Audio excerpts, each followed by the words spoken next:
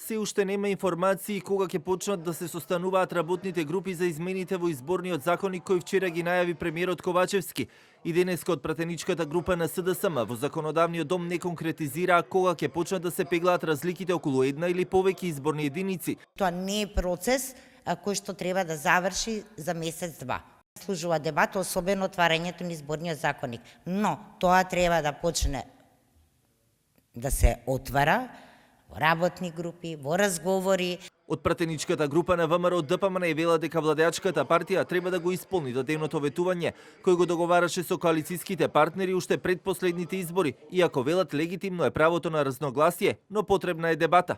Дајте да дебатираме, а не непосредно пред изборите, како венецијански трговци, наместо една година предходно или во предходните 6 месеци, ние наврат наглава да ја менуваме изборната регулатива. Во изминатите 10 години направени се 32 измени во изборниот законник, без ниту една јавна расправа, пак покажува статистиката на антикорупцијска. 22 измени се измени и дополни на законот, 4 измени се врз основа на одлуки на Уставен суд со кои што се укинуваат одредени одредби.